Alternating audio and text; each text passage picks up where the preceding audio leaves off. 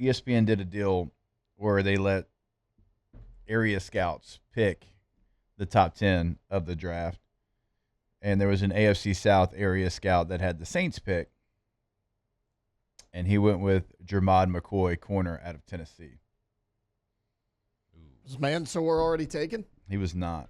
That's incredible. Who was? All right, well, you can go ahead and throw his whole list out the window.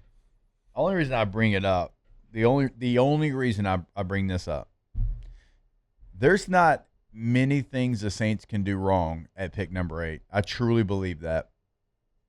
We've talked about the players, the Rueben Bains, the Mansour Delanes, the Sonny Styles, the Caleb Downs. And even if it ends up being a receiver, it's not the way that I would go. I don't think it's the best case scenario for them at 8. But even if they went Jordan Tyson or Carnell Tate or Mekhi Lemon, I could understand why they would do it. I really could. Because of your 11 personnel that you'd be rolling out on the field right now. We talked about that in length yesterday. The only way they can mess it up is to take a corner who tore his ACL in January of 2025 and missed his entire junior season while rehabbing. Played a couple of years of college football. He missed all of last year. If you take him, and this isn't, and people are going to hear this and see this and be like, oh my God, bias, LSU, Mansour Delane. And if you want to do that, that's fine. But it's also the film telling the story. Mansour Delane was the best corner in college football last year. It's not just us saying that. That's PFF and the grades. That's everybody that you kind of talked to that played against Mansour Delane, including LSU's new head coach, who told him, we're not throwing to your side today, so just get comfortable. That, to me, if the Saints did that, that would be the only way they could screw this top 10 pick up. Is if they went corner that wasn't Mansour Delane and they took a guy that missed his entire junior season, did not play. And look, he ran a 4.39. That's great. Mansour ran fast. So the 4.39 is not going to be like, oh, man, that does nothing for me. What do we say whenever Mansour ran his 40? If he runs under a 4.45, lock it up. He did. Oh, yeah. And he did. Mm-hmm. So, again, this isn't an attack on Jermod McCoy. I think Jermod McCoy is going to hear his name called in the first 15 picks. But for the Saints, if you take a corner, the best corner in this draft being Mansour Delane out of LSU, this is the only way that you get booed, in my opinion. Yeah, and it's the only sitting in my chair, and y'all know now what my opinion on corners are as far as like overpaying. I don't think you should ever overpay, whether it's contractually or overpay with draft stock. And I just don't. There's very few times that I can listen to an argument where a corner can be drafted with a single-digit number next to his name and a top 10 pick in the draft. That's a lot of draft capital. You use on a corner, they have to be special. And I'm not saying the other kid's not good, but you have to be special. You have to be an instant game changer. You have to be instantly a guy that as soon as I pick you, I know that I just locked the left side of a defense up, or I just locked the right side of a defense up, or I just locked up the other team's best receiver. And I don't care if it's JSN, I don't care if it's Jefferson, I don't care if it's Jamar Chase, I don't care who it is. I just locked up the best receiver.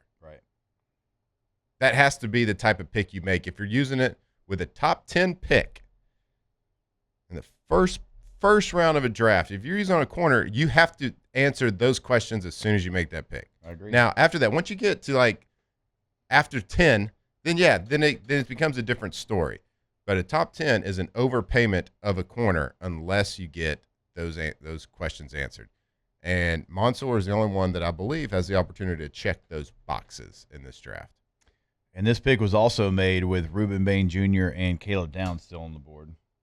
Well, who's this guy again? He's real dumb.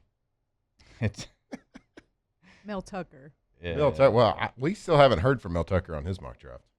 I don't know if you want to hear. The people are asking. Mel Tucker.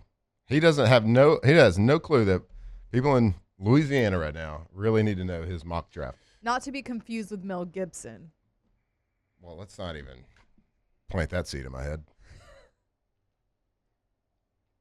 I don't even know who works for ESPN now. Too many males out there. Who'd Mel Kiper take in his last mock draft for the Saints? He had, Rueben Bain. Yeah, he had Yeah, it was Bain. Rueben Bain. That's starting to gain some real That's traction. a good pick by him. No, Nice work. if the Saints selected him at 8, that'd be a good move.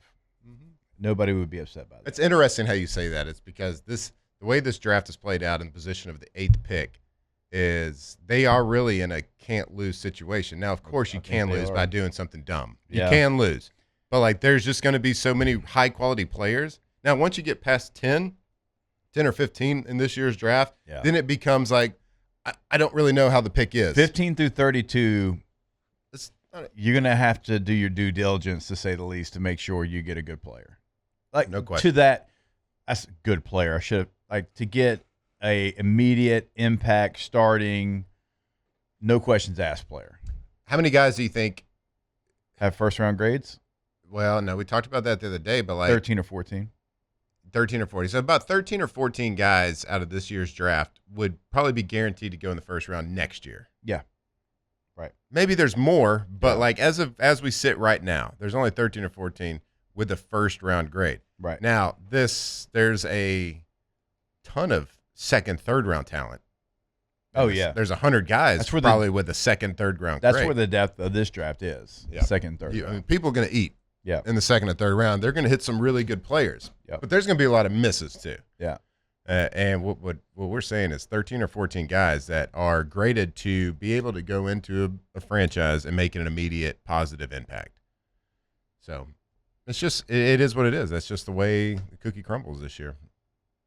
But at 8, you're going to get a dude if you don't screw it up. And I don't think I think it's so black and white though this year that there's no way to screw it up. I mean, I really feel like, y'all, there's a 90% chance that you're going to like the Saints pick. I think so, too. I really believe I that. feel like you can't mess it up. This specific. I'm leaving Now, 10% for the unknown. Well, Here's the deal. If let's you do mess this. it up, it's going to be a royal Right. mess up. Yeah. But can it be royally messed up? Because like even if you do take a Jermod McCoy, like he's a good player. There's just more question marks about him than Mansour. Like I feel like I'm gonna come in here next Friday and be like, oh, is that what I would have done? Maybe not. But you know what? The Saints got a damn good player. You can royally mess it up in the court of public opinion. Sure. Yes. Maybe not from like a talent perspective, but like Yeah, like, look, again, to Tay-Tay's point, if they take Francis Mauigoa and he's available, no way in the world is it what any of us would have done. But again, like, that's a really good football Right. Like, are player. you mad about it? Spencer, Fano is a really good football player. But the Saints fans don't want to see another offensive lineman in the first round is the point. no. So, like, there's ways that you can not be happy, but there's a 90% chance you're going to be. And we haven't said that. I know I haven't. I've been doing this at this station for 8 years, and I haven't had this level of comfort going into a draft for the Saints. And they haven't always been picking this high, so I get that part of it too. But they have over recent memory. But you feel so good about the players that are going to be available to you. Don't screw it up. What if you trade up to 6? I don't Who love you it. No, who we do you talked take? about this It's not going to be yesterday. there at 6. I know. I'm just saying. I mean, it's not going to be there at 8.